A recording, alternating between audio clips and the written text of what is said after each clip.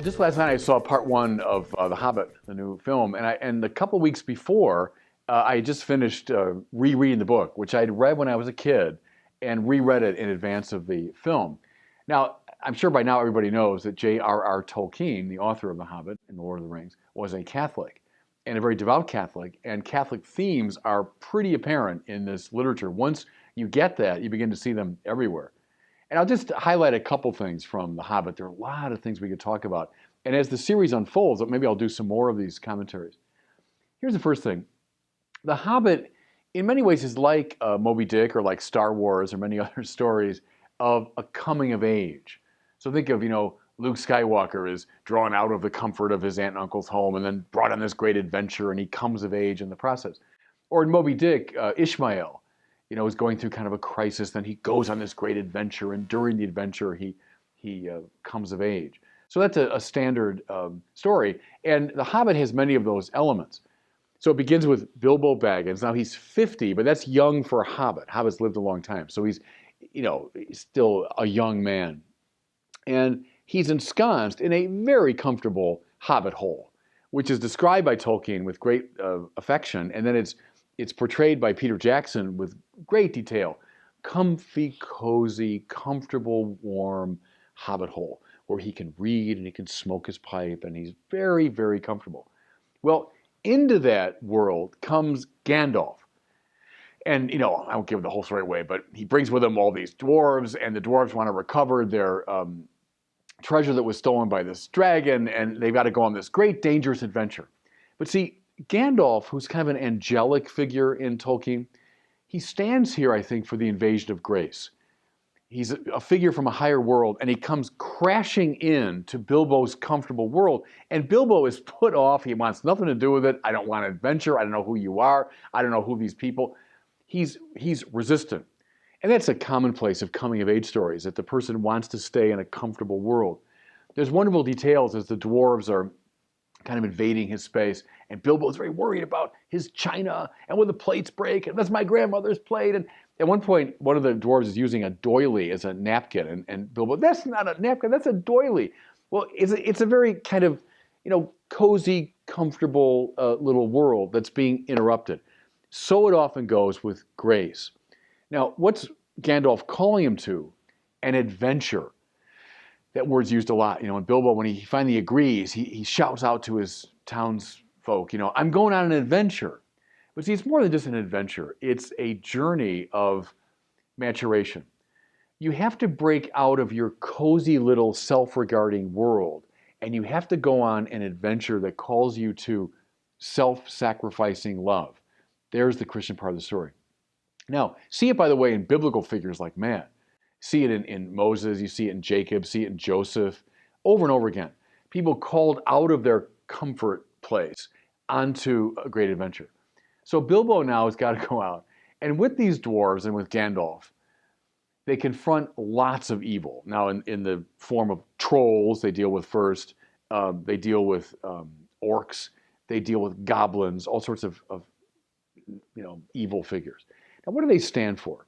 They stand for evil in the world. So we all know, biblical people know through ordinary experience, that the world is full of evil. The adventure is to find your mission, to confront that evil, to battle it. In that process, you become an adult, you become mature. Now that's Luke Skywalker having to confront ultimately his father, That's any of these stories. So Bilbo now is battling all these forces. Gandalf is, again, this angelic figure, kind of a wisdom figure, and he makes a very important observation. He says, evil is always trying to implant itself in the world, and your job is to battle it.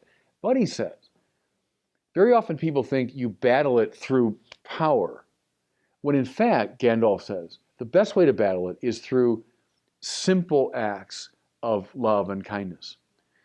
Saruman appears in this story. Now, in The Lord of the Rings, he's kind of gone over. I'm mixing my metaphors here to the dark side. He's become more of a wicked figure. In this movie, he's on the edge. And Saruman sees, oh yeah, we have to fight evil, but we got to do it through power.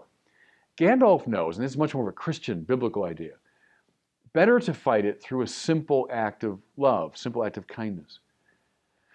A very good example now of that is in The Hobbit. Gollum appears. So we know Gollum from Lord of the Rings, this wicked little figure, you know. But we discover him now in The Hobbit. He has the ring, he loses the ring, Bilbo gets it. And he's wicked, he's objectionable in every way. And at one point, Bilbo is invisible. He has the ring on, so Gollum doesn't even see him.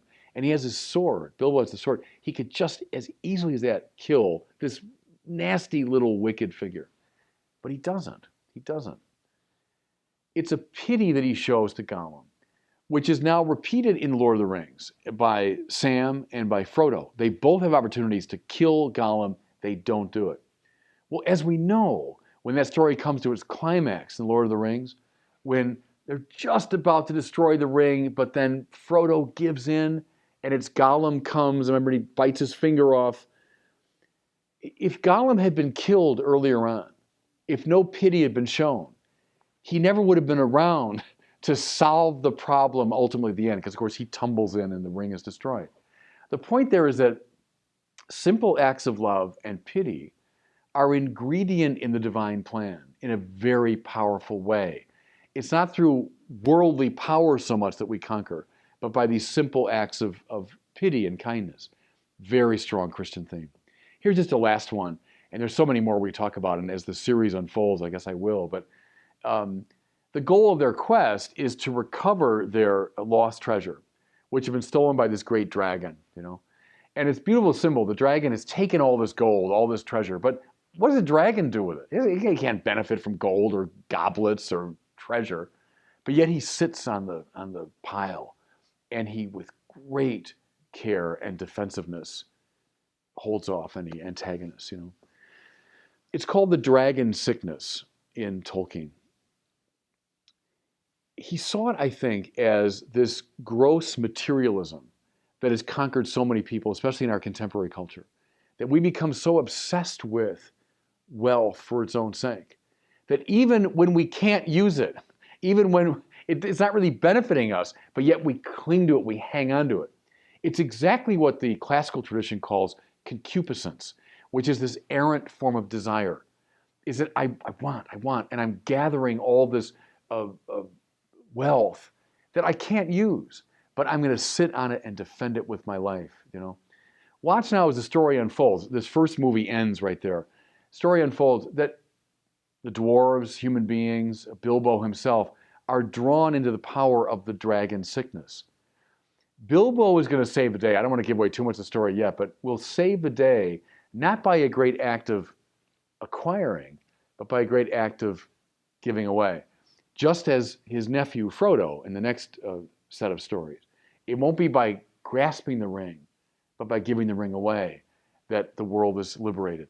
That's a deeply Christian idea, isn't it? A deeply biblical idea.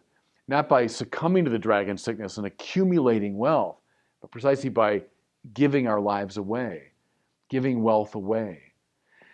In those and many other ways, you'll see very strong biblical and very strong Catholic themes in The Hobbit.